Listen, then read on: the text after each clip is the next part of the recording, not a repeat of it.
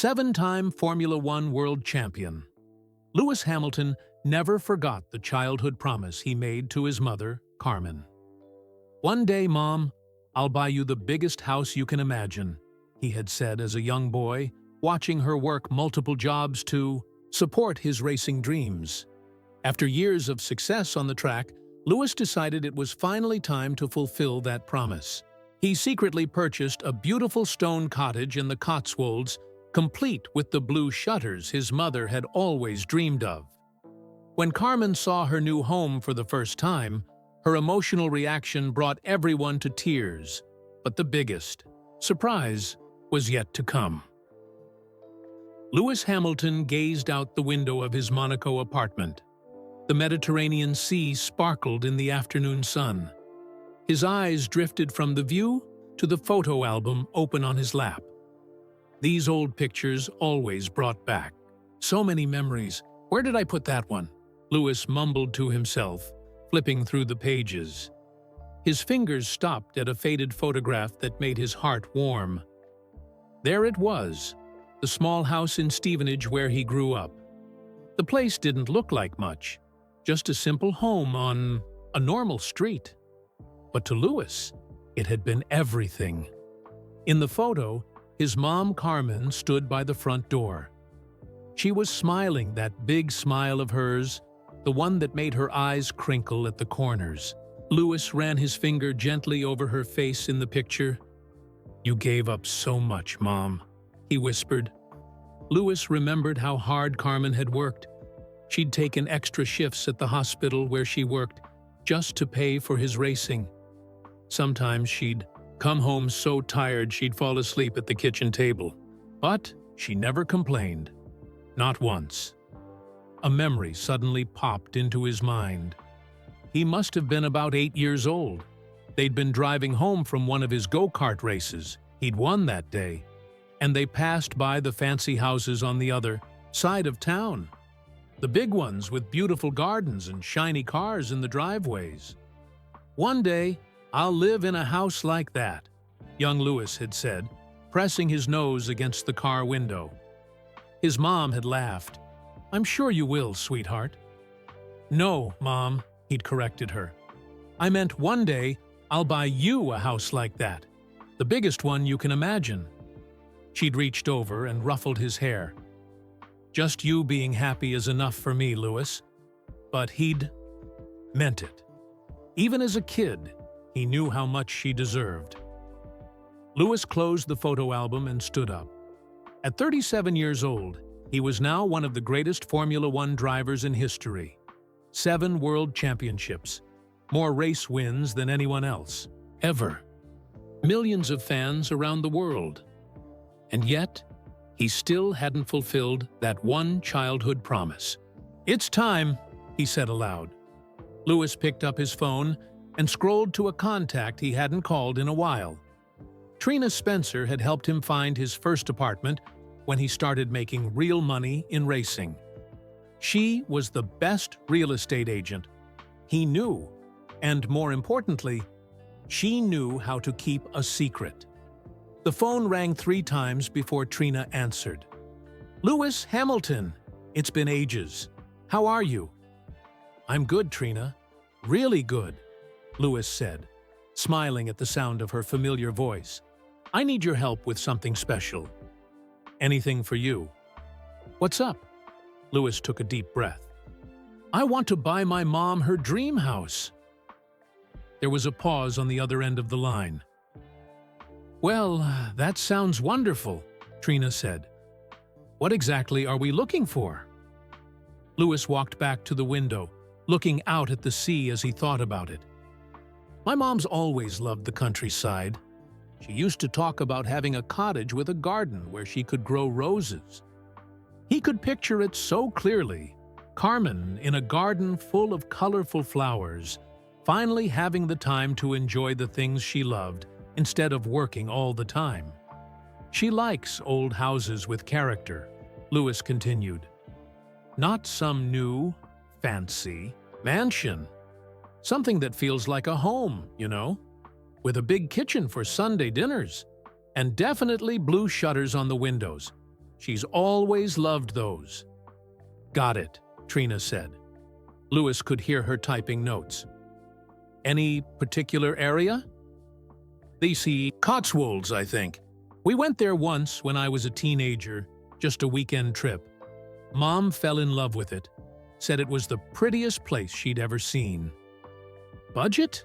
Trina asked. Louis chuckled. "That's not an issue. Find the perfect place, whatever it costs." "This is going to be fun," Trina said, sounding excited. "Is it a surprise?" "Absolutely. Mom can't know anything about this. No one can. It would be all over the internet in seconds." "My lips are sealed," Trina promised. "I'll start looking right away and send you some options." After hanging up, Louis felt a wave of emotion wash over him. He'd been thinking about doing this for years, but something always got in the way. Another race season, contract negotiations, his busy schedule. He walked to his trophy cabinet, where his 7 World Championship trophies gleamed under the lights. Next to them sat a small, chipped trophy from his first-ever karting win. He kept it there to remember where he came from. Louis picked up the small trophy, remembering how proud Carmen had been that day. She'd hugged him so tight, he could barely breathe, tears in her eyes. "I'm finally going to keep my promise, Mom," he said to the empty room. His phone buzzed with a text from his race engineer about tomorrow's test session. Louis placed the karting trophy carefully back in its spot. His life was split between 2 worlds: the glamorous, high-speed world of Formula One and the humble beginnings that shaped him. Tomorrow he'd be back in the Mercedes car, pushing the limits of what was possible at 200 miles per hour. But right now, in this quiet moment, Lewis Hamilton was just a son who wanted to make his mother happy. He opened his laptop and created a new folder. He named it Mom's Dream. This would be where he'd save all the house options Trina sent him. Lewis smiled to himself. For someone who made split-second decisions at racing speed, he'd taken way too long to do this. But that was about to change. "Better late than never, right, Mom?" he said softly, thinking of how surprised Carmen would be when he finally showed her the house. He couldn't wait to see the look on her face. After everything she'd sacrificed for him, this was going to be the thank you she truly deserved. Louis closed his laptop and leaned back in his chair. His mind drifted to his childhood in Stevenage. It hadn't been easy, but Carmen had always made it feel like they had everything they needed. Their council house had been small, just 3 bedrooms for the family to share. Louis remembered how the kitchen tap sometimes leaked, and how the heating would break down during the coldest winter nights. But Carmen had a way of making it feel cozy. "It's not about where you live," she used to say. "It's about who you live with." Louis smiled at the memory. Even back then, he'd noticed how his mom's eyes would linger when they drove past the nicer neighborhoods. She never said anything, but he could tell she dreamed of something better. There was that one magazine she kept by her bed. Country Living. Every month, she'd circle the pictures of stone cottages with pretty gardens. Louis remembered sneaking peeks at it, seeing all the blue marks around photos of houses with rose gardens and big, sunny kitchens. "One day," she'd say quietly, not knowing he was listening, "when life slows down a bit." But life never slowed down, not with Louis's racing schedule. Carmen worked as a secretary during the day, then picked up evening shifts at a local shop. Sometimes she'd even clean houses on weekends. Every extra pound went straight into the racing fund jar they kept on the kitchen counter. Louis remembered the morning his dad Anthony brought home his first go-kart. It was second-hand and a bit beaten up, but to 8-year-old Louis, it was the most beautiful thing he'd ever seen. "How did you pay for this?" Carmen had asked Anthony. her voice a mix of excitement and worry. "Don't ask," Anthony had replied with a wink. But Lewis later found out his dad had sold his own car to buy the go-kart. They had to take the bus for months after that. The sacrifices just kept coming. When Lewis needed a new racing suit for his first big competition, Carmen stayed up 3 nights in a row, sewing it herself because they couldn't afford to buy one. "Is it as good as the shop ones?" Lewis had asked, worried about looking different from the other kids. Carmen had smiled and added an extra red stripe down the side. "It's better," she'd said. "This one's made with love." And she'd been right. Lewis won that race, and the one after that, and soon everyone was talking about the boy wonder from Stevenage. But success didn't make things easier. Not at first. The better Lewis got, the more expensive everything became. Better carts, entry, fees for bigger races, travel costs to tracks further away. Lewis remembered one particularly cold winter when he was 12. He'd noticed the house seemed colder than usual, and Carmen was wearing her coat indoors. "The heating's broken again," she'd explained. It was only years later that Lewis found out the truth. The heating hadn't been broken. Carmen had turned it off to save money for his upcoming race in Scotland.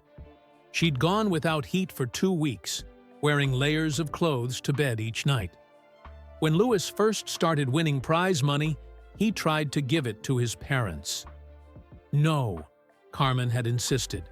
"That's your money. Save it for your future."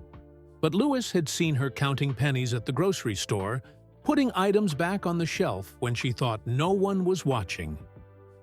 One day, when he was 14, they'd driven past a house with a "for sale" sign. It wasn't anything fancy, just a normal house with a small garden. But it was nicer than theirs. "That would be lovely," Carmen had murmured. "How much do you think it costs?" Lewis had asked. "Too much for us," she'd replied with a sad smile. "But it's nice to dream, isn't it?" Lewis had made a silent promise that day. Someday his mom wouldn't just drive past nice houses, she'd live in one. The racing got more serious. Lewis moved up through the ranks. Formula Renault, Formula 3, GP2. Each step brought more pressure, more travel, more time away from home. Carmen never missed a race if she could help it, even when it meant taking unpaid days off work. Lewis remembered seeing her in the stands, sometimes the only parent there on a rainy Thursday practice, when most families couldn't get time off.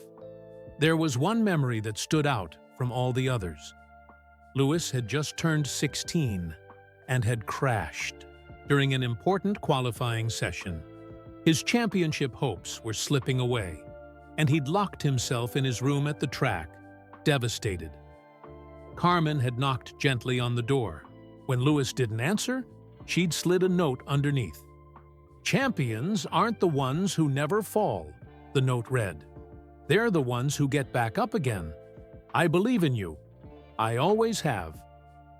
The next day, Lewis had started from the back of the grid and fought his way to 3rd place. It wasn't a win, but it kept his championship hopes alive. He went on to win that championship by just 2 points. When Lewis got the call from McLaren offering him a Formula One seat, Carmen was the first person he told. They'd sat together at their small kitchen table, both in tears. "You did it," she'd said, squeezing his hand. "You really did it." "We did it," Lewis had corrected her.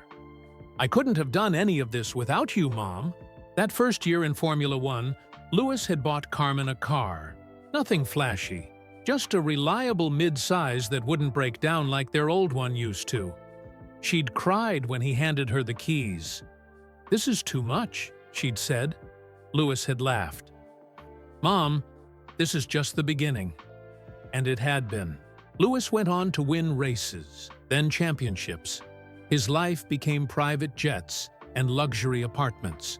But Carmen had stayed in the same house, insisting she was happy there, surrounded by memories and familiar neighbors. Now, sitting in his Monaco apartment with its perfect view and designer furniture, Louis knew the time had come to fulfill that childhood promise. His mom deserved the house of her dreams, not because she'd ever asked for it, but because she'd never asked for anything at all. Louis picked up his phone as it buzzed with a message from Trina. Already found 3 properties that might work. Sending details now. This is going to be amazing. Louis felt a flutter of excitement. Operation Dream House was officially underway. The next morning, Louis woke up early to review the properties Trina had sent. He had a few hours before he needed to head to the team factory for a simulator session. Louis made himself a cup of coffee and opened his laptop. Trina had found 3 houses in the Cotswolds area. The first was a large, modern home with 5 bedrooms and a swimming pool. It was beautiful, but too new. The second was an old farmhouse with lots of land, but it needed too much work. The third property made Louis sit up straight. It was a stone cottage on the edge of a village called Chipping Campden. The walls were golden Cotswold stone that seemed to glow in the sunlight. It had a slate roof and, yes, blue shutters on the windows, just like his mom had always wanted. This could be it, Louis whispered to himself. He called Trina right away, not caring that it was only 6:30 in the morning. "I need to see the Chipping Campden cottage," he said, as soon as she answered. "Can you arrange a viewing?" "Good morning to you too," Trina laughed. "I had a feeling you'd like that one. I can arrange a private viewing tomorrow if you can get to England." Louis checked his calendar. "I have team commitments until Thursday. How about Friday morning?" "I'll make it happen," Trina promised. "And don't worry, I'll be super discreet. No one will know Louis Hamilton is house hunting in the Cotswolds." 3 days later, Louis landed at a small private airfield near Oxford. He wore a simple baseball cap and sunglasses, his usual disguise, when he didn't want to be recognized. A black Range Rover was waiting for him, with Trina in the driver's seat. "It's good to see you in person," she said, giving him a quick hug. "Ready to find your mom's dream home?" The drive to the Cotswolds took about an hour. Louis watched as the landscape changed from flat farmland to gentle, rolling hills. Small villages appeared, with houses built from the same honey-colored stone. "It's beautiful here," Louis said. "So peaceful. Mom would love it." "Tell me more about what she likes," Trina said. "The more I know, the better I can find the perfect place." Louis thought for a moment. "She loves cooking. Sunday roast was always a big deal in our house, even when money was tight. So a good kitchen is important," he continued. "She likes gardening, but never had the space or time to really do it. She's always talking about growing roses, and she likes cozy spaces. Nothing too grand or showy." Trina nodded. "What about location? Walking distance to a village? Or more isolated?" "Close enough to a village that she doesn't feel cut off," Louis said. "Mom's friendly. She'll want to be part of a community." They arrived at the Chipping Campden cottage just before noon. A real estate agent was waiting for them, looking a bit star-struck when she recognized Louis despite his cap and glasses. "Mr. Hamilton, it's an honor," she said, shaking his hand. "I'm Ellie Morris. I've arranged for the current owners to be away, so you can view the property in private." The cottage was even prettier in person. A stone path led through a front garden bursting with lavender and foxgloves. Louis could immediately picture his mom tending to these flowers, adding her own touches. Inside, the cottage was warm and welcoming. Wooden beams crossed the ceilings of the main rooms. The living room had a large stone fireplace that looked perfect for cozy winter evenings. The kitchen was spacious, with an Aga stove and windows overlooking the back garden. "This kitchen is amazing," Louis said, running his hand along the wooden countertop. "It was recently updated," Ellie explained. The owners are chefs who work in London but use this as their weekend home. Upstairs, there were 4 bedrooms. The master bedroom had a small balcony that looked out over the garden and the rolling hills beyond. "Mom would love this view," Louis said softly. The garden was what really sold it. Almost an acre of land, with mature trees, flower beds, and a small stream running along the bottom of the property. There was even a stone bench under an apple tree, perfect for sitting with a cup of tea on summer evenings. "What do you think?" Trina asked as they walked back to the car. "It's perfect," Louis said. "But let's see the other properties too. I want to be sure." They visited 4 more houses that day. One was too large and formal. Another was perfect inside, but had no garden to speak of. The third was beautiful, but right in the center of a village, too public for what Louis wanted. The fourth had amazing gardens, but needed too much work on the inside. By the end of the day, Louis knew the first cottage in Chipping Campden was the one. "That's it," he told Trina as they drove back to the airfield. "The first one we saw, it just feels right." "The Chipping Campden cottage," Trina nodded. "I thought so. It has the exact blue shutters you described." "What's the asking price?" Louis asked. Trina told him. It was a lot of money, but nothing compared to what Louis could afford after his successful career. "Make them an offer they can't." "Refuse," Louis said. "I want this to happen quickly." "I'll call them right away," Trina promised. "And Louis, your mom is going to absolutely love it." Louis smiled, imagining Carmen's face when she saw her new home for the first time. "Just remember," he said, "this has to stay completely secret. If Mom finds out before I'm ready to surprise her, it'll ruin everything." "Your secret is safe with me," Trina assured him. Operation Dreamhouse is still undercover. 2 weeks later, Louis was at Silverstone Circuit for the British Grand Prix. This race was always special to him, racing in front of his home crowd with Union Jack flags waving in the grandstands. But this year felt different. Louis had even more on his mind than usual. That morning, Trina had called with good news.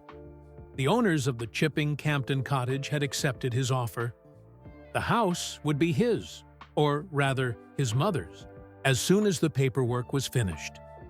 As Louis walked through the paddock toward the Mercedes garage, fans called his name from behind the barriers. He waved and smiled, stopping to sign a few autographs. A young boy held out a toy race car for Louis to sign.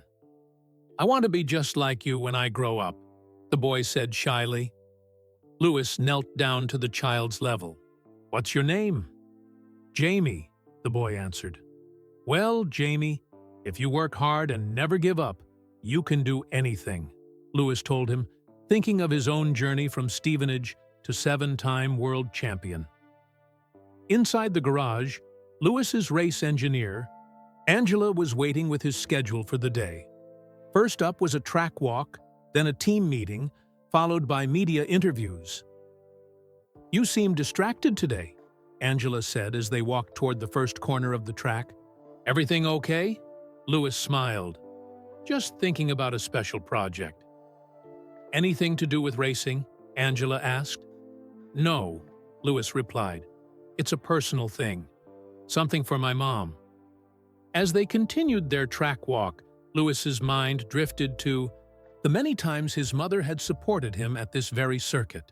His first memory of Silverstone wasn't as a Formula One driver, but as an 8-year-old karting hopeful, watching the British Grand Prix from the cheapest seats with his mom and dad.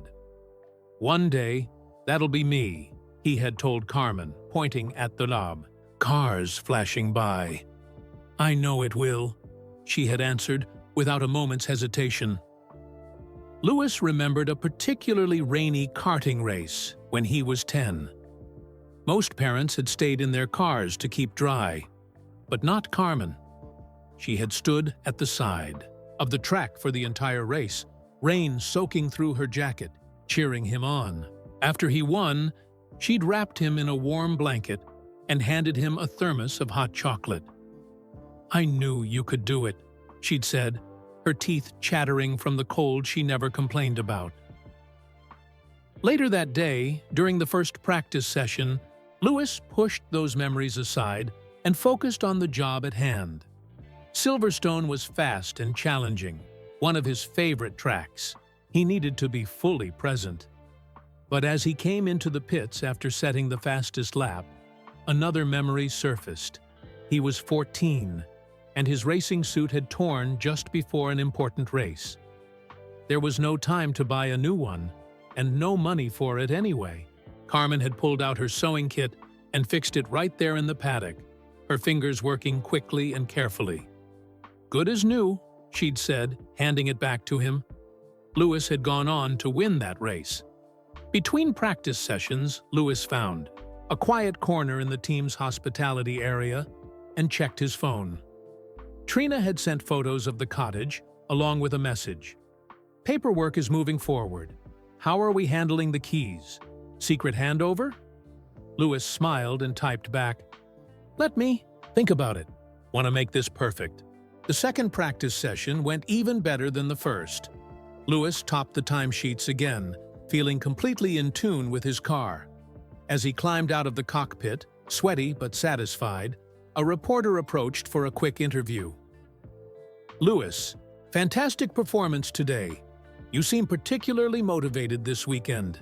Any special reason?" Lewis thought about the cottage waiting in the Cotswolds, about his mother who still didn't know about her surprise gift. "Let's just say, I've got something important driving me right now," he answered cryptically. That evening in his motorhome, Lewis called his half-sisters, Nicola and Samantha. They were the only family members he had told about his plan. "The house is officially happening," he told them. "I need your help with the surprise."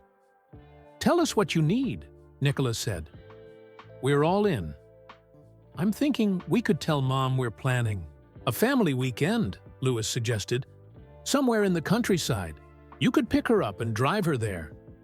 "She'd never suspect a thing," Samantha agreed. "When are you thinking?" Lewis checked his racing calendar. "After the summer break? That gives me time to get everything ready." After ending the call, Lewis lay on his bed, staring at the ceiling of his motorhome.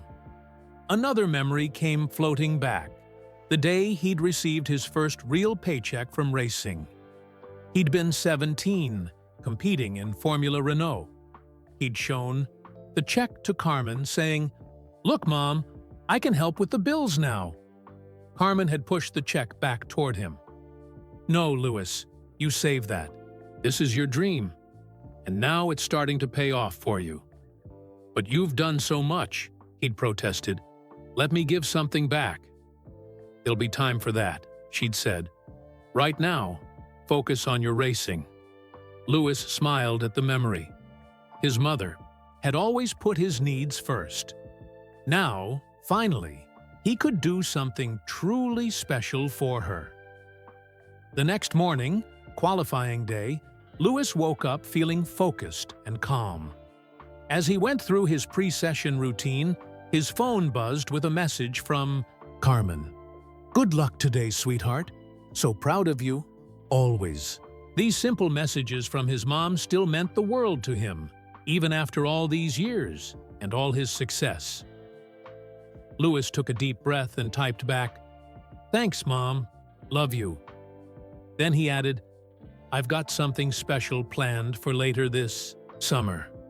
Can you keep some time free?" Her reply came quickly.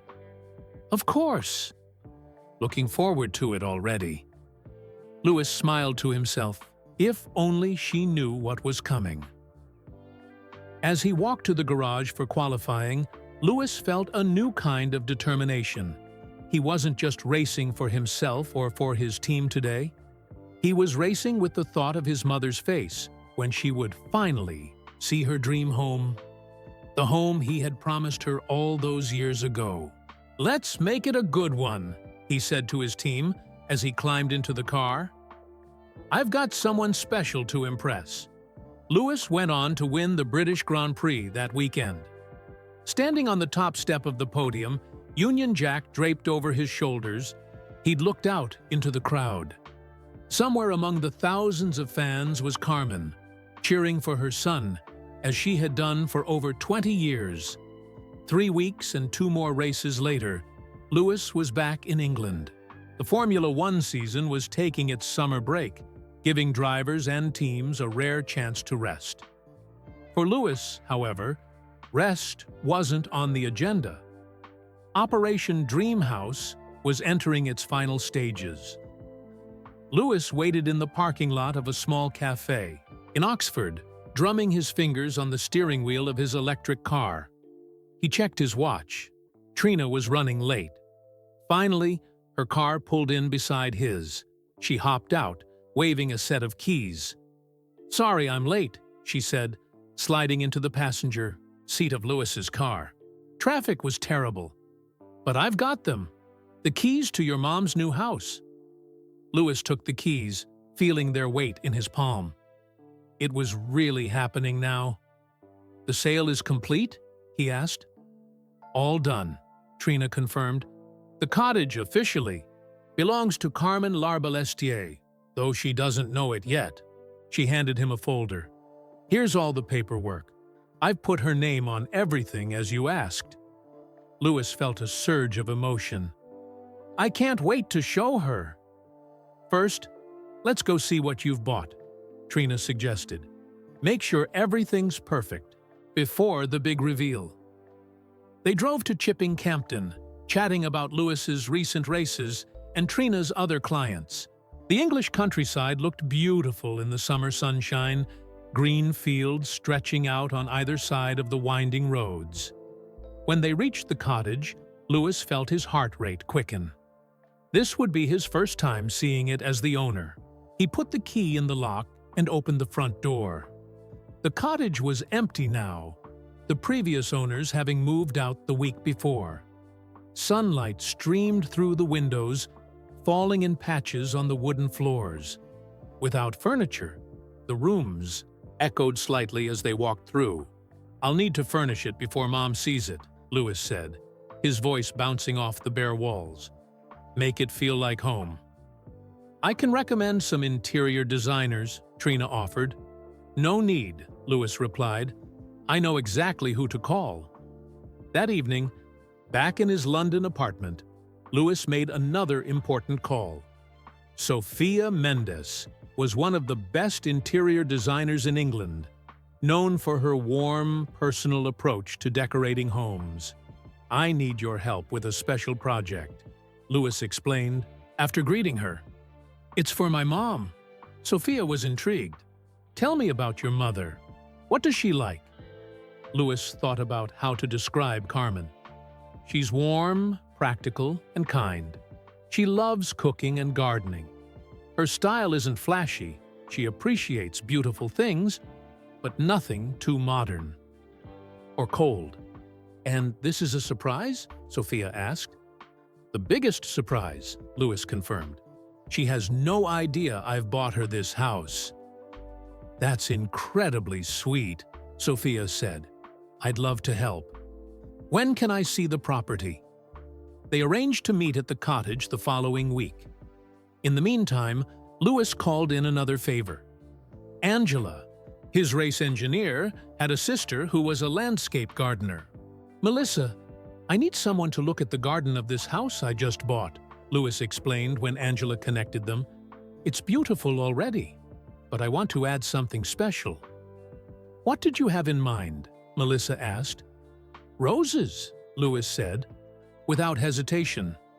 "Lots of roses, different colors and varieties. My mom loves roses more than any other flower." "I can definitely help with that," Melissa said. "Roses are my specialty." The next week was a whirlwind of activity. Lewis met Sophia at the cottage to discuss furnishings and colors. She completely understood his vision. "We'll keep the cottage feeling like a cottage," she assured him. "Nothing too designer or modern. I'm thinking comfortable sofas, warm colors, practical but beautiful furniture. Louis nodded. That's exactly what Mom would love. Melissa arrived to assess the garden. She walked the property with Louis, making notes and suggestions. This area here would be perfect for a rose garden, she said, pointing to a sunny spot near the stream. We could create a sitting area surrounded by different varieties.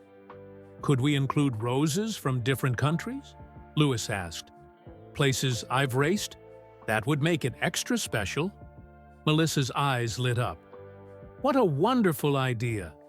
We could have Japanese roses, Italian varieties, ones from Australia, Canada. Create a world tour of roses. Each one could have a small plaque saying which Grand Prix it represents. Louis grinned.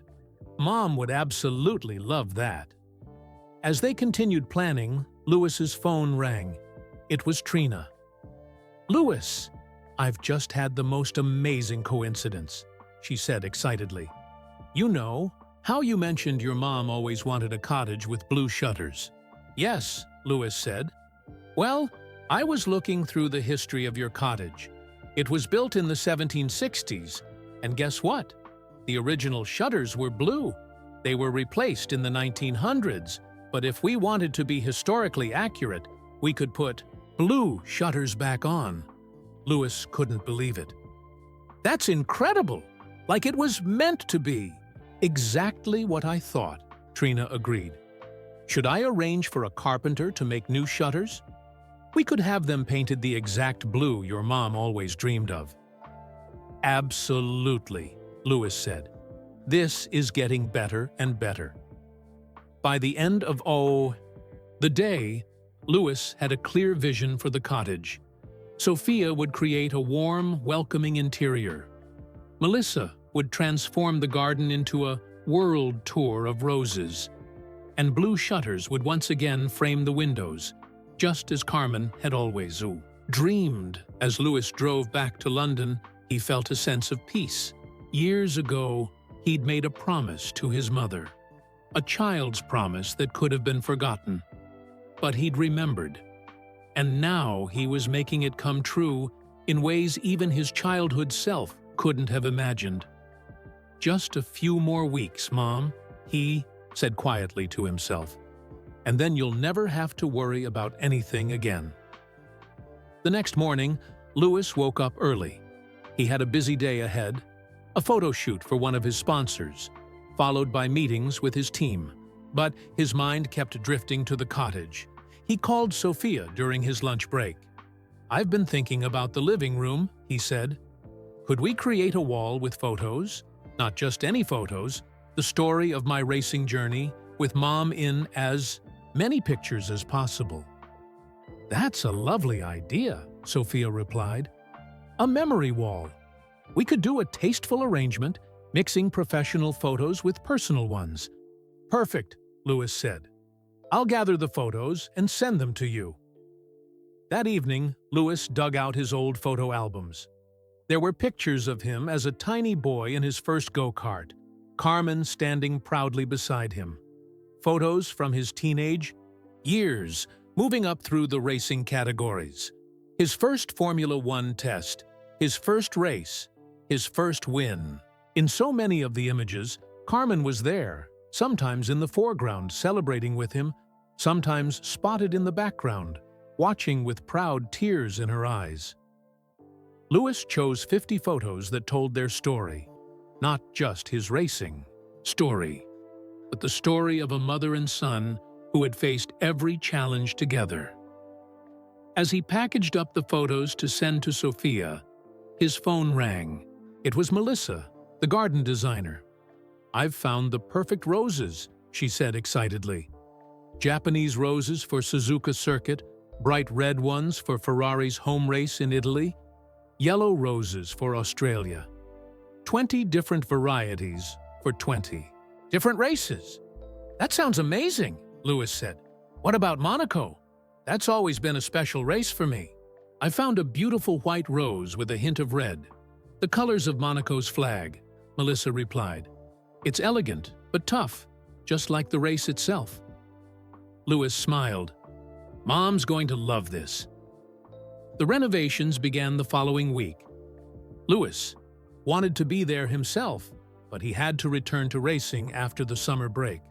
Instead, he set up daily video calls with Sophia, who supervised the work. The blue shutters are being installed today, Sophia told him during one call, turning her phone to show carpenters measuring the windows. I found the perfect shade of blue. Not too bright, not too dark. It's perfect, Lewis agreed, feeling a lump in his throat. How many times had he heard his mother say, "A cottage with blue shutters. That's my dream house." The interior work moved quickly. Walls were painted in warm, neutral colors. Furniture was delivered, comfortable sofas and chairs, solid wooden tables, a bed for the master bedroom that Sophia promised was fit for a queen. The kitchen was especially important to Lewis. Carmen loved cooking Sunday roasts, so he had asked for the best equipment money could buy, while still keeping the country cottage feel. A large Aga stove became the centerpiece, along with an island, big enough for the whole family to gather around, just as Carmen had always wanted. When Lewis couldn't sleep after a race in Singapore, he found himself sketching ideas for another special room. Near the back of the cottage was a small space that had probably been a study or sewing room. Lewis had a different vision for it. "I want to create a Lewis room," he explained to Sophia the next day. "Not to be vain, but a place where Mom can watch my races on a big screen, surrounded by some of my trophies and memorabilia." "She'd love that," Sophia agreed. "A special place to cheer you on when you're racing around the world." Lewis sent a few of his favorite trophies to be displayed in this room, along with the helmet he'd worn for his first World Championship win. He also arranged for a comfortable recliner to be installed. "The most comfortable seat in the house," he specified. "Mom deserves the best view for race days." The renovation wasn't without its challenges.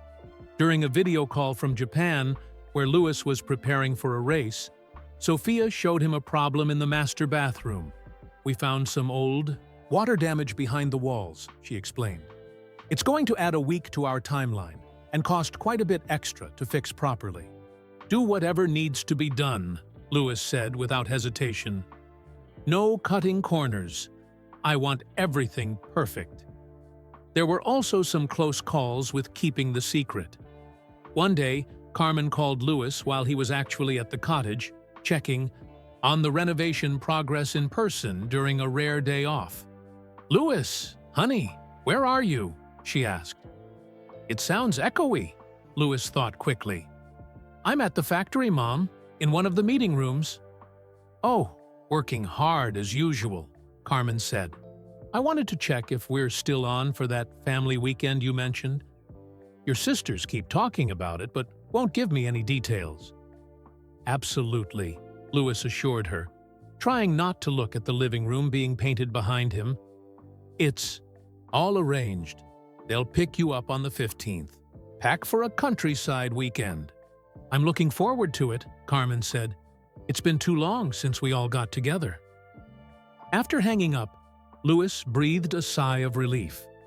That had been close. As the renovation neared completion, Lewis added personal touches that he knew would mean the world to Carmen. He found a beautiful antique sewing table for her bedroom, knowing how much she loved to sew. In the garden, Melissa installed a small bench under an apple tree, the perfect spot for morning coffee or evening reflection. The photo wall in the living room turned out even better than Lewis had imagined. Sophia arranged the pictures in a gentle curve, telling the story of their journey from struggling family to world champions. At the center was a photo Lewis particularly loved. Carmen hugging him after his first Formula One win, both of them with tears streaming down their faces. With just a week to go before the big reveal, Lewis flew back to England for a final inspection. He walked through each room, checking every detail. The blue shutters looked perfect against the golden Cotswold stone. The kitchen was warm and inviting, ready for Sunday roasts and family gatherings. The bedrooms were cozy and comfortable. The garden was bursting with roses, each variety carefully labeled with the name of a Grand Prix location. The Lewis room made him smile. His mom would have the best seat in the house for every race, surrounded by memories of the journey they'd taken together. In the master bedroom, Lewis placed one final special touch on the nightstand, a framed copy of the note Carmen had slipped under his door all those years ago when he'd crashed during qualifying. Champions aren't the ones who never fall. They're the ones who get back up again. I believe in you. I always have. He stepped back, feeling a wave of emotion wash over him. This house represented everything. The struggles they'd faced, the sacrifices Carmen had made, the dreams they'd shared, and the success that had finally come. It wasn't just a building. It was the physical embodiment of their journey together. "It's perfect," Lewis whispered, looking around one last time. "Absolutely perfect." As he locked the door behind him, Lewis knew the hardest part was still to come, keeping the secret for one more week until the big reveal. The next day, Lewis met with his half-sisters, Nicola and Samantha, at a quiet cafe in London. They needed to finalize the details of their plan. "So we're all clear on how this is going to work?" Lewis asked, keeping his voice low, even though no one was sitting near them. Nicola nodded. "I'll pick Mom up at 9 in the morning. I'll tell her we're going to a rental cottage for a family weekend. And I'll meet you both there," Samantha added. "I'll say I drove separately because I'm coming from Birmingham." Lewis smiled at his sisters. "Thank you both for helping with this. I couldn't do it without you." "Are you kidding? We wouldn't miss this for anything," Nicola said. "Mom's face is going to be priceless." "Have you decided how you're going to tell her the house is actually hers?" Samantha asked. Lewis had thought about this moment over and over. "I'll be waiting at the front door when you arrive. When she sees me there, I'll simply say, 'Welcome home, Mom.' Then I'll give her these." He pulled out a small box and opened it to show them the house keys, tied with a blue ribbon. "That's perfect," Nicola said, wiping away a tear. "Simple, but meaningful." "Who else is coming?" Samantha asked. "I've invited a few of Mom's closest friends from Stevenage," Lewis replied. "Mrs. Wilson from next door, who used to watch me when Mom was working late, and the Thompsons, who drove me to races sometimes when Mom couldn't get time off." "What about Dad?" Nicola asked carefully. Lewis's relationship with his father Anthony had been complicated over the years.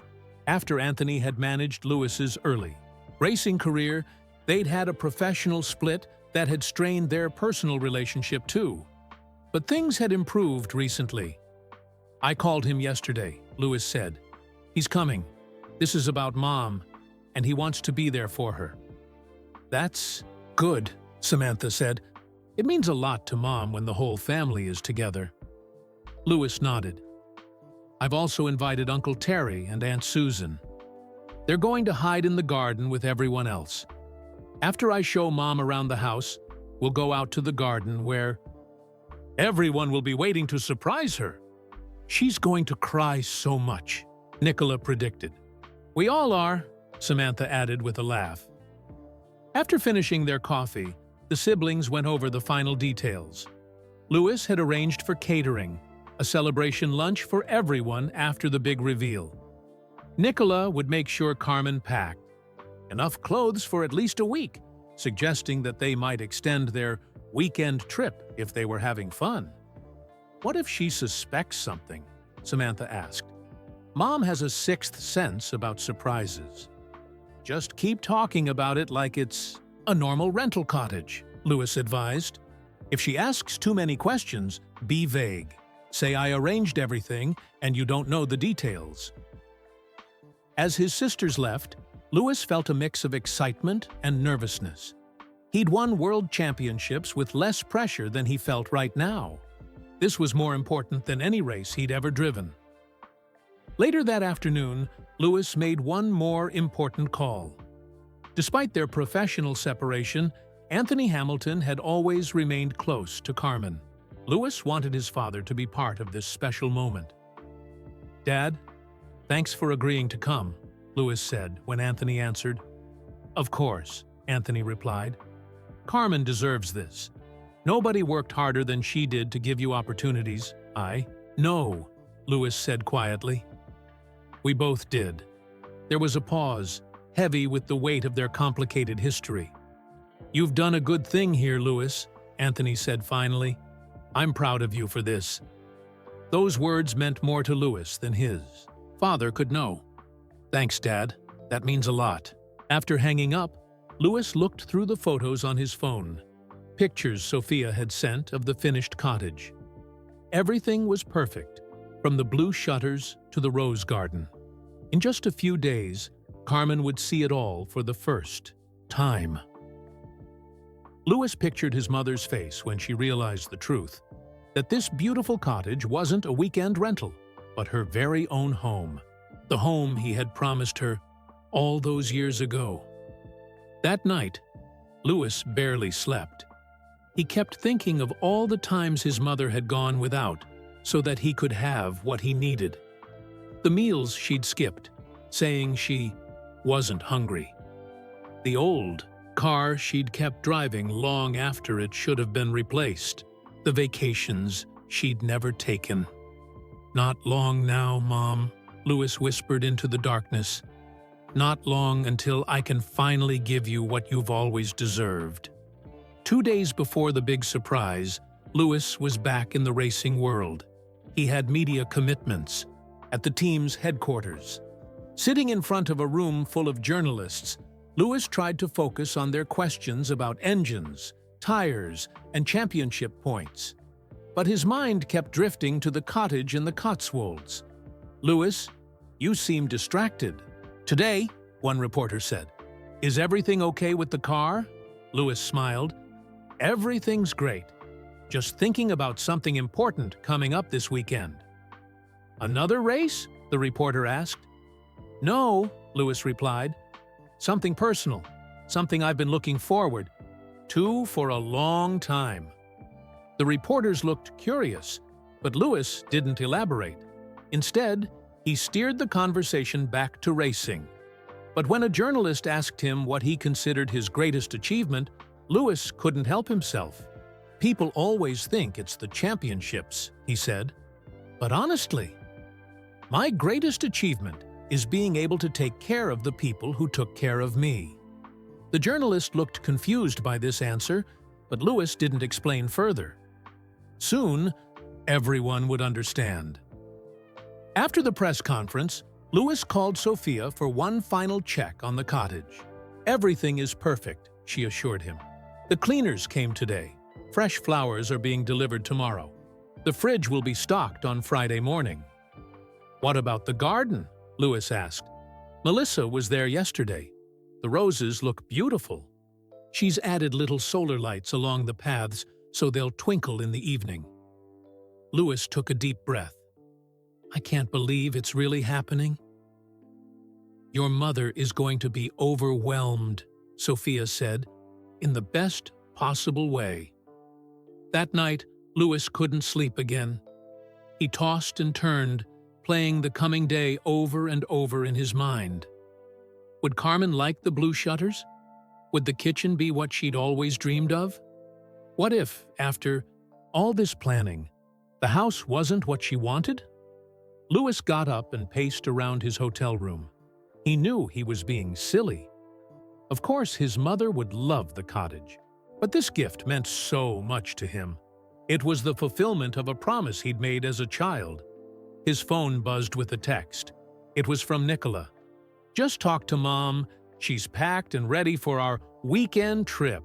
She has no idea." Louis smiled and texted back. Thanks, sis. See you both there. The next day, Louis drove to Chipping-Campden early in the morning. He wanted to check every detail one last time before Carmen arrived. The cottage looked even more beautiful than he remembered.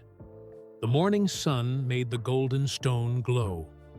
The blue shutters stood out against the warm color of the walls. The garden was bursting with flowers, especially the special roses Melissa had planted. Inside, everything was ready. Fresh flowers sat in vases throughout the house. The fridge was stocked with all of Carmen's favorite foods. On the kitchen table, Louis placed a small photo album, pictures of all the homes they had lived in over the years, ending with blank pages labeled "The Next Chapter." Louis walked through each room again, imagining his mother seeing it all for the first time. The master bedroom. He straightened the frame holding Carmen's encouraging note. In the kitchen, he made sure the special teacup he'd bought for her, hand-painted with roses, was sitting by the kettle. In the Louis room, he adjusted one of his trophies. This space made him smile every time he saw it. His mother had spent so many hours watching him race. Now she'd have the perfect place to do it in comfort. Louis's phone rang. It was Anthony, his father. "I'm just arriving in the village," Anthony said. "Where should I park? I don't want Carmen to see my car." Louis gave him directions to park behind the cottage, where the other guests would be gathering. "Thanks for coming, Dad," he added.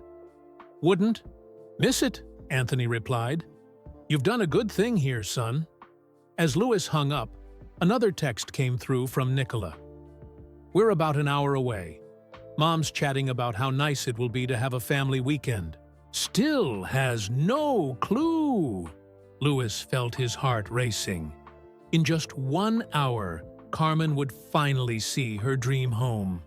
The home he had promised her when he was just a little boy with big dreams. He went outside and sat on the bench under the apple tree. From here, he could see the driveway where Nicola's car would appear. The anticipation was almost too much to bear. As he waited, Louis thought about the journey that had brought them here. From the small council house in Stevenage to this beautiful cottage in the Cotswolds. From karting on weekends to Formula One World Championships. From a mother and son dreaming of a better future to that future finally becoming reality. Louis checked his watch. 30 minutes to go. He stood up and walked to the front of the cottage, rehearsing what he would say when Carmen arrived. "Welcome home, Mom." Simple words, but they held the weight of a lifetime of love, sacrifice, and dreams. Meanwhile, in Stevenage, Carmen was waiting outside her home with a small suitcase. She was dressed casually in jeans and a light sweater, perfect for a countryside weekend. When Nicola's car pulled up, Carmen waved with excitement. "There's my girl," Carmen called, as Nicola got out to help with the suitcase. "Ready for our mystery weekend, Mom?" Nicola asked, giving her mother a hug. "More than ready," Carmen replied, "though I still don't understand all the secrecy. Louis won't tell me anything about where we're going." Nicola smiled. "You know Louis. He loves his surprises." As they drove away from Stevenage, Carmen looked out the window at the house she'd lived in for so many years. It was a nice house, much better than the small place where she'd raised Louis, but it had never quite felt like the home of her dreams. "So, are you going to give me any hints?" Carmen asked as they joined the highway. "Nope," Nicola said, trying not to grin too widely. "But I think you're going to love it." Carmen settled back in her seat, content to enjoy the ride. The countryside became more beautiful as they drove west. Rolling hills, quaint villages, fields of wildflowers. When they entered the Cotswolds region, Carmen sighed happily. "I've always loved this area," she said. "Louis and I came here once, years ago." just a weekend trip when he was between races. I remember telling him it was the prettiest place I'd ever seen. Nicola gripped the steering wheel tighter, fighting to keep her expression neutral. Really? I didn't know that. Oh, yes, Carmen continued. We stayed in a little B&B in a village called Broadway. I remember seeing the most beautiful stone cottages with blue shutters. I told Louis, "That's my dream house right there." Nicola couldn't help but smile now. "Did you really say that?" "I did," Carmen laughed. "Louis promised he'd buy me one someday. He was just a teenager then, racing in Formula 3. Such big dreams he had." "If only you knew," Nicola thought to herself. Back at the cottage, Louis was pacing nervously. All the guests had arrived and were hiding in the back garden. Anthony stood by the rose garden, admiring the different varieties. Louis's friends from the racing world chatted quietly with Carmen's friends from Stevenage. Louis checked his phone one more time. A text from Samantha. "We're in the village. 5 minutes away. Get ready." Louis's heart pounded. This was it. The moment he'd been planning for months. He took his position by the front door, the keys with their blue ribbon in his pocket. He could hear the crunch of tires on the gravel driveway. Through the window, he saw Nicola's car approaching. Louis took a deep breath and straightened his shirt. He wanted to look perfect for this moment. The car stopped. Louis watched as Carmen got out, looking confused. She glanced around at the beautiful cottage with its blue shutters, clearly admiring it. "Nicola, I think you've made a mistake," he heard his mother say. "This can't be a rental. It's too beautiful." Nicola pointed toward the front door. "Why don't you go and see?" Carmen turned, and through the window, her eyes met Louis's. Her face lit up with surprise. She hadn't expected to see him waiting. Louis opened the door and stepped onto the porch. "Louis!" Carmen called, hurrying toward him. "What are you doing here? I thought you were coming tomorrow." Louis smiled, feeling his eyes well up already. "I wanted to be here when you arrived." Carmen hugged him tight, then stepped back. "This place is gorgeous. How did you find it? It looks exactly like those cottages I fell in love with years ago. Even has blue shutters." Louis took a deep breath. This was the moment. He reached into his pocket and pulled out the keys with the blue ribbon. "Mom," he said softly, "do you remember when I was a kid and I promised I'd buy you your dream house someday?" Carmen nodded, a look of confusion crossing her face. "Of course I remember." "But what?" Louis held out the keys. "Welcome home, Mom." Carmen froze, staring at the keys. "What did you say?" "This isn't a rental," Louis explained, his voice thick with emotion. "This is your home. I bought it for you. Those blue shutters? I had them made specially, because I remembered how much you loved them." Carmen's hand went to her mouth. "Louis, what are you saying?" "I'm saying," Louis continued, taking her hand and placing the keys in her palm, "that this cottage is yours. Every room, every flower in the garden, every brick. It's all yours, Mom, just like I promised when I was 8 years old."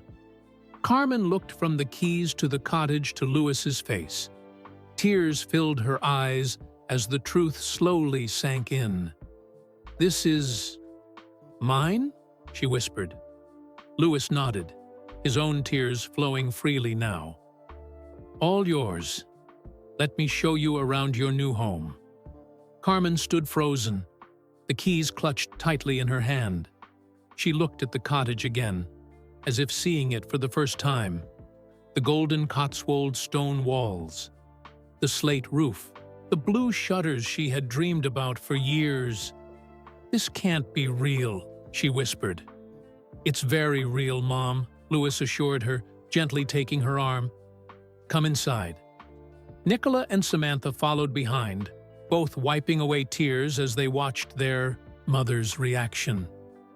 This moment was everything they had hoped it would be. Louis opened the front door and led Carmen into the entryway. Sunlight streamed through the windows, falling on the wooden floors and warming the cream-colored walls.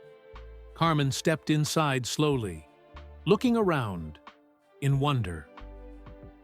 "This way," Louis said, guiding her toward the living room. When Carmen saw the photo, "Wall!" she gasped. There they all were, the story of their journey together. Louis as a tiny boy in his first go-kart, Carmen standing in the rain at karting tracks, Louis climbing through the racing ranks, Carmen cheering from the stands. Their tears of joy after his first Formula One win. "You did all this?" Carmen asked, her fingers touching a photo of herself hugging Louis after a childhood race. "I had help," Louis admitted, "but I chose all the photos myself. I wanted you to see our story every day." Carmen shook her head in disbelief. "I still don't understand.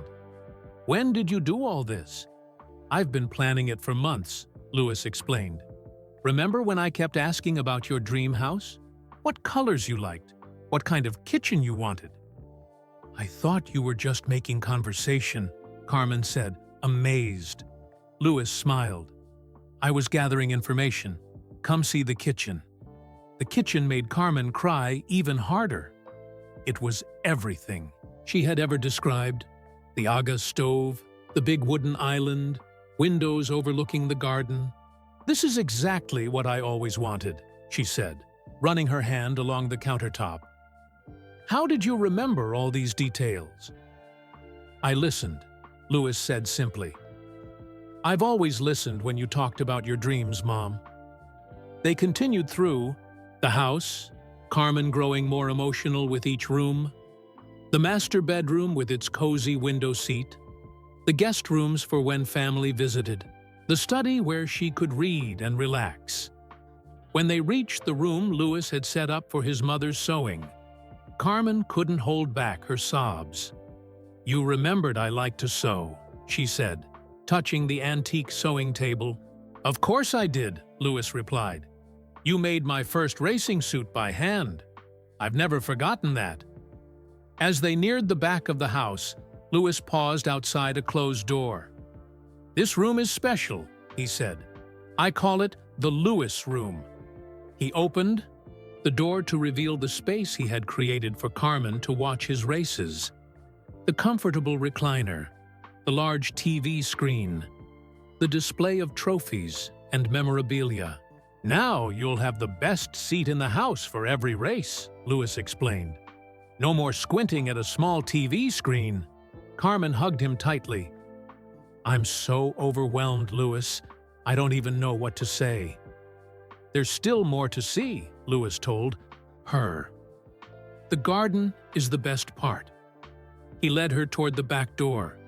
Carmen was still wiping tears from her eyes, trying to process everything she had seen. "Before we go outside," Louis said, "there's something I need to tell you. This gift isn't just from me. There are people who wanted to share this moment with you, people who know how much you deserve this." Louis opened the door to the garden.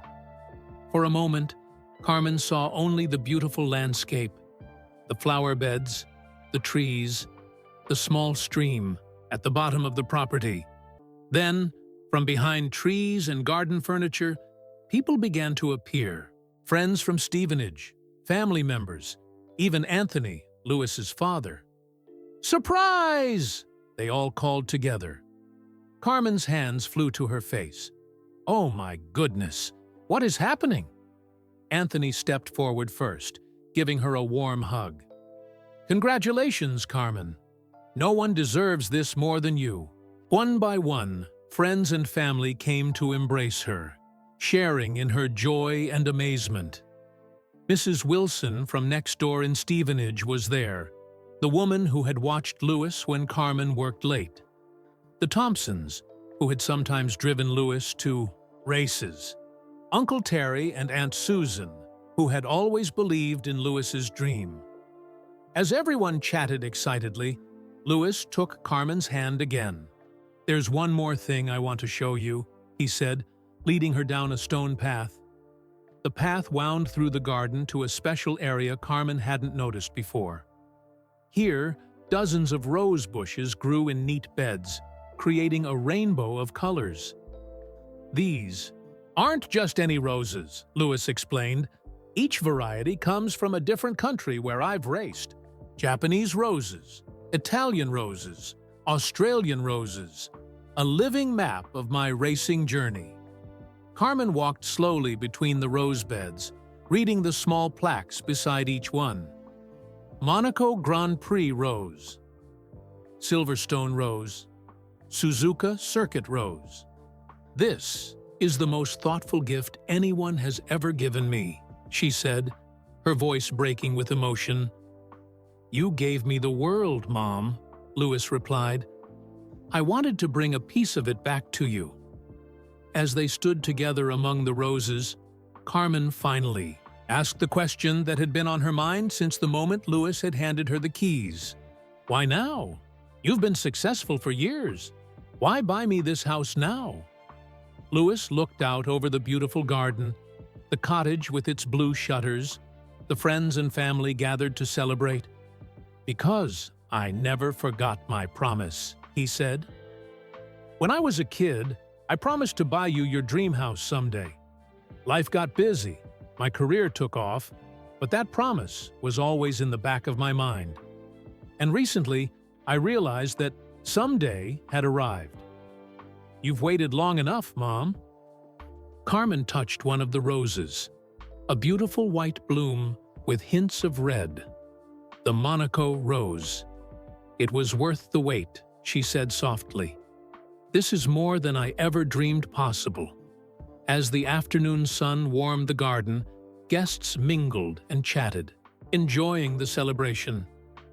Carmen moved among them in a happy daze, still hardly believing that this beautiful cottage, this dream home, was really hers. From across the garden, Louis watched his mother. The joy on her face made every penny he'd spent, every hour of planning, absolutely worth it.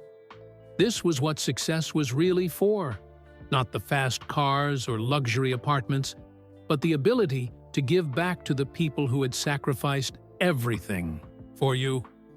"You did good, son," said a voice beside him. It was Anthony, holding 2 glasses of champagne. He handed one to Louis. "Thanks, Dad," Louis said, genuinely touched. "That means a lot." They stood together, watching Carmen as she showed Mrs. Wilson the rose garden, her hands moving animatedly as she explained about the different varieties. "I've never seen her so happy," Anthony remarked. Louis smiled. "That's all I ever wanted." As the afternoon continued, the celebration took on the feeling of a proper housewarming party. The caterers Louis had hired set up tables in the garden, serving delicious food and drinks to all the guests. Children of family friends played tag between the rose bushes, careful not to damage the precious flowers. Carmen couldn't stop smiling as she moved from group to group, accepting congratulations and showing off different features of her new home. She still touched things as if she couldn't believe they were real, running her fingers along the stone walls, adjusting cushions on the window seats, opening and closing the blue shutters. "I keep thinking I'm going to wake up," she told Mrs. Wilson as they sat together on the garden bench under the apple tree. "This feels like a dream." "It's very real, dear," Mrs. Wilson assured her, "and so well-deserved." Nearby, Louis chatted with the Thompsons, who had driven him to races when Carmen couldn't get time off work. "Remember that time your old car broke down halfway to the track in Northampton?" Mr. Thompson recalled. "Carmen called us in a panic. You drove 2 hours to pick us up," Louis remembered, "and got me there just in time for qualifying. Your mother was so worried you'd miss that race, Mrs. Thompson said. She knew how important it was for your championship that year. Lewis nodded. She always put my racing first, even when it meant missing work or going without things she needed. I remember coming over one winter and noticing how cold your house was, Mrs. Thompson said quietly. Carmen was wearing her coat indoors. She told me the heating was broken, but later I found out she'd turned it off to save money for your racing. I didn't know that for years, Lewis admitted. She never told me how much she sacrificed. Inside the cottage, Nicola and Samantha were helping Carmen arrange the few personal items she had brought for what she thought would be just a weekend trip. We'll go back to Stevenage tomorrow to pack up your things, Nicola said. Lewis has arranged for movers to bring everything here. I still can't believe this is happening, Carmen said, placing a family photo on the bedside table.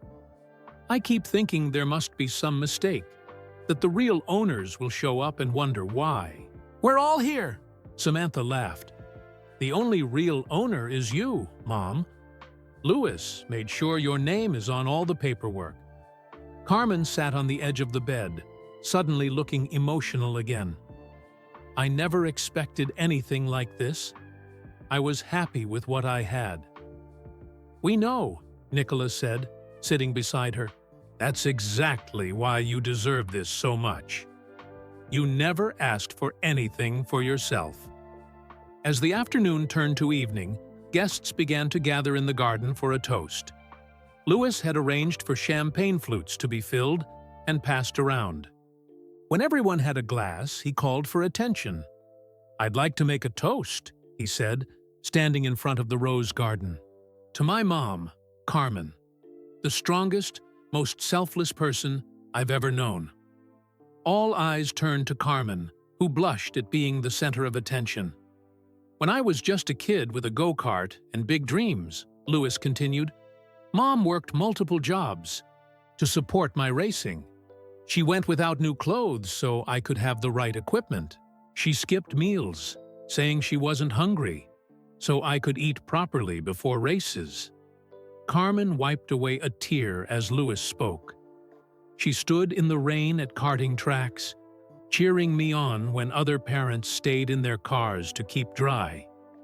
She sewed patches onto my racing suits by hand to save money. She believed in me when believing seemed crazy. Lewis raised his glass higher. This cottage isn't really a gift. It's a thank you. A thank you for every sacrifice, every long day, every cold night, every missed opportunity. Mom, you gave up so much for my dreams. I hope this home brings you as much joy as you've brought me. To Carmen, everyone called, raising their glasses. Through her tears, Carmen smiled at her son. The boy who had once promised to buy her a dream house had become the man who made that promise come true. As darkness fell, fairy lights twinkled in the trees around the garden. Guests began to say their goodbyes, hugging Carmen and telling her once more how much she deserved this beautiful gift. Soon, only family remained. Lewis, Nicola, Samantha, and, somewhat surprisingly, Anthony. The four of them sat with Carmen in the living room, the photo wall watching over them like a visual timeline of their shared journey. So, Lewis asked, settling into a comfortable chair, "Do you think you'll be happy here, Mom?" Carmen looked around the room at the faces of her children, at the cottage that was now her home. "Happy doesn't even begin to describe it," she said softly. "This is more than happiness. This is peace." As the evening grew late, Lewis watched his mother relaxing in her new home, truly at peace for perhaps the first time in decades. All the planning, all the secrecy, all the coordination, it had all been worth it to see Carmen finally receiving what she had given others for so long. Unconditional love made visible. Nicola and Samantha had gone to the kitchen to make tea. Anthony was helping clean up the last of the party debris in the garden. It was just Louis and Carmen in the living room now, sitting quietly together. "Mom," Louis said, breaking the comfortable silence, "there's one more thing I want to show you. One room we haven't seen yet." Carmen looked surprised. "Another room? I thought we'd seen the whole house." Louis smiled mysteriously. "Not quite. This one is special. I've been saving it for last, when it was just the two of us." He stood and held out his hand. Carmen took it, curious about what else her son could possibly have planned. Louis led her down the hallway, past the kitchen where Nicola and Samantha were chatting, to what appeared to be a simple closet door. "A closet?" Carmen asked, confused. "Not exactly," Louis replied. He opened the door to reveal not a closet but a staircase leading upward. "Careful on the stairs. They're a bit steep." Carmen followed Louis up the narrow staircase, holding the railing. At the top was another door, this one painted blue, the same shade as the shutters on the cottage windows. "Close your eyes," Louis instructed gently. Carmen closed her eyes, her heart beating faster with anticipation. She heard Louis open the door, felt him guide her forward a few steps. "Okay," he said. "You can look now." Carmen opened her eyes and gasped. She was standing in a perfect recreation of Louis's childhood bedroom, the one from their small council house in Stevenage. There was the narrow bunk bed where Louis had slept, the small desk where he'd done his homework, the shelf that had held his first karting trophies. "Louis," she whispered, "how did you do this?" "I had the bed in storage," Louis explained. "The desk too. And I found photos of my old room to get all the details right." Carmen moved around the small attic space in wonder, touching each familiar item. On the wall hung the McLaren flag she had sewn for Louis to wave at his first Formula One race. "You kept this?" she asked, her fingers running over the stitches she had made years ago. "Of course," Louis said. "It was the first thing I packed when I moved out. I've kept it safe all these years." Carmen continued exploring the room. There was Louis's old-school backpack, his collection of toy cars, even the faded posters of racing heroes he'd hung on his walls as a child. "But why?" Carmen asked, turning to face her son. "Why recreate this room here, in this beautiful new house?" Louis sat on the edge of the bunk bed, patting the space beside him. Carmen joined him, the bed creaking under their weight just as it had done years ago. "I wanted a piece of where we came from to always be part of where we're going," Louis explained. "This cottage is your dream home, but our old house in Stevenage was where it all started, where you taught me to believe in myself, where you showed me that anything is possible if you work hard enough." Carmen looked around again, seeing the room through new eyes. "It's perfect, Louis. A reminder of our journey." "There's one more thing," Louis said. He reached under the pillow and pulled out a small, worn teddy bear, Louis's childhood comforter that had traveled with him to every race until he was 12 years old. "You still have Bernie Bear?" Carmen laughed, taking the stuffed animal. "I couldn't leave him behind," Louis smiled. He was part of the team. They sat together on the narrow bed, Carmen holding the teddy bear, surrounded by memories of their past life. The contrast between this small, simple room and the beautiful cottage below wasn't lost on either of them. "Sometimes I miss those days," Carmen admitted. "Life was harder, but simpler too." "I know what you mean," Louis agreed. "But I don't miss seeing you so tired all the time. I don't miss the worry on your face when bills came in. I don't miss you going without things you needed." Carmen squeezed his hand. "It was all worth it, Louis. Look at what you've achieved." "Look at what we've achieved," Louis corrected her. "I wouldn't be where I am without you, Mom. Every trophy has your name on it too, as far as I'm concerned." They fell silent again, listening to the distant sounds of Nicola and Samantha talking downstairs, Anthony moving around in the garden.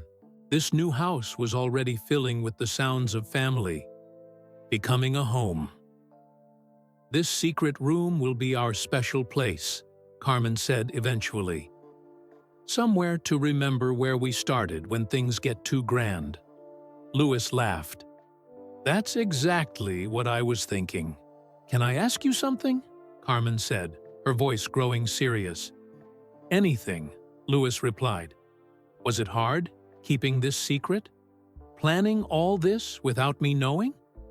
Louis thought about the months of preparation, the close calls, the white lies. He'd had to tell to keep the surprise intact. "It was the hardest race I've ever run," he admitted. "But crossing the finish line today, seeing your face when you realized the cottage was yours, that was the best victory of my life." Carmen hugged him tightly, the teddy bear squashed between them. "Thank you, Louis, not just for this magnificent house, but for remembering your roots. For being the same sweet boy who promised to buy his mom a dream house one day." They stayed in the secret room a while longer, sharing memories of the old days, the struggles and the triumphs that had shaped them both. The attic room was more than just a nostalgic recreation. It was a reminder that no matter how far they had come, they would always stay true to who they were. When they finally went back downstairs, Carmen carried Bernie Bear with her. He had earned his place in the dream cottage too, a small, worn symbol of the journey that had brought them here. The evening wound down peacefully. Anthony said his goodbyes, giving Carmen a warm hug before he left. Nicola and Samantha decided to stay the night, settling into 2 of the guest bedrooms. Louis, too, would stay in the 3rd guest room, none of them wanting to leave Carmen alone on her first night in her new home. "I'll come back tomorrow to help you get properly settled," Louis promised as they all said goodnight. "And we'll go to Stevenage to pack up your things." Carmen hugged each of her children before they headed to their rooms. "Thank you all for today. It's been the most wonderful day of my life." Alone at last in her new master bedroom, Carmen placed Bernie Bear on the window seat and looked around with a sense of wonder. The room was so beautiful, cozy yet elegant, with views of the garden and the rolling hills beyond. She ran her hand over the soft duvet, still not quite believing this bed was hers. As she turned down the covers, Carmen noticed an envelope on her pillow. Her name was written on it in Louis's familiar handwriting. She sat on the edge of the bed and opened it carefully. Inside was a letter, handwritten on thick cream paper. "Dear Mom, by now you've seen your new home, and I hope you love it as much as I imagined you would. Every room, every detail was chosen with you in mind. From the blue shutters you always dreamed of to the kitchen, where you can cook your famous Sunday roasts. But a house is just a building without the heart and soul that turns it into a home. You taught me that. In our small house in Stevenage, you created a home filled with love and encouragement. You showed me that it's not where you live, but how you live that matters. I want to thank you for everything you sacrificed for my dream. The extra shifts you worked, the meals you skipped, the new clothes you never bought for yourself, the heat you turned off to save money, the sleep you lost worrying about how to pay for the next race. There's something I've never told you before. During my second season in Formula One, I hit a low point. The pressure was immense, and I seriously considered quitting. I called my manager and told him I wanted out. He convinced me to take a week to think about it. That week, I went home to visit you. You were working so hard, still living in the same house, still driving the same old car. When I asked why you hadn't bought yourself anything nice with the money I'd given you, You said you were saving it, just in case my racing doesn't work out. Even then, you were still sacrificing for me, still putting my needs first. I realized I couldn't quit. Not when you had given up so much to get me where I was. It wasn't just my dream anymore, it was yours too. I went back to racing with new determination. Achieving success would have meant nothing if I couldn't give something back to you. This house is that something, the fulfillment of a promise I made as a little boy who didn't understand how hard it would be for you to make his dreams come true. Every championship, every victory, every point I've scored has been for you, Mom. When they play the national anthem and I stand on that top step of the podium, I'm thinking of you, the true champion of our family. No matter where racing takes me, this cottage will be my true north, the place my heart returns to. Because home isn't just where I come from. Home is where you are. I love you, Mom. Lewis Carman held the letter to her chest, tears flowing freely down her cheeks. She had no idea Lewis had nearly quit racing. She'd never known how close he had come to walking away from it all, or that her own continued sacrifices had inspired him to keep going. The thought that she, a simple secretary from Stevenage, had played such a crucial role in creating one of the greatest racing drivers in history overwhelmed her. All those years of hard work, of going without, of putting Lewis first, they had mattered more than she ever knew. Carman read the letter again, then carefully folded it and placed it back in its envelope. This was a treasure she would keep forever, even more precious than the beautiful cottage itself. She walked to the window and looked out at the moonlit garden. The roses were silvery in the darkness, a living map of the places her son had conquered. From Stevenage to Monaco, from karting to Formula One, from a council house to this dream cottage. What a journey they had taken together. Carman thought about the secret room upstairs with its memories of their humble beginnings. Lewis had understood something important, that this new chapter should honor the old ones, not replace them. Their past was not something to forget or be ashamed of. It was the foundation that had made everything else possible. She picked up Bernie Bear from the window seat and hugged him close, just as Lewis had done as a child before each race. "We did it, Bernie," she whispered. "We really did it." Later, as Carman settled into her new bed, she felt a peace she hadn't known in decades. The weight of constant worry about money, about Lewis's career, about the future, had lifted. In its place was a profound gratitude. Her son had achieved more than she had ever dreamed possible. And now, with this beautiful cottage, he had given her more than a home. He had given her the certainty that she had done something right, something important, that her sacrifices had mattered. Carman placed the letter on her bedside table, next to the family photo. Tomorrow would bring the practical business of moving, of turning this beautiful building into her home. But tonight was for savoring this moment, this perfect ending to one chapter and beginning of another. As she drifted off to sleep, Carman's last thought was of Lewis as a little boy, pointing at a fancy house and making his childish promise. "One day, Mom, I'll buy you the biggest house you can imagine." He had kept that promise, and so much more. Morning sunlight streamed through the blue shutters, casting pretty patterns on the bedroom floor. For a moment, Carman was confused by her surroundings. Then the memories of yesterday flooded back.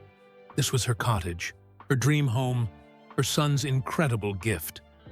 Carman got out of bed and opened the shutters. The view of the Cotswold countryside took her breath away. Rolling hills, green fields, and her own garden filled with roses. She could hardly believe this was really hers. Downstairs, she found Louis in the kitchen, making breakfast. The smell of coffee and toast filled the air.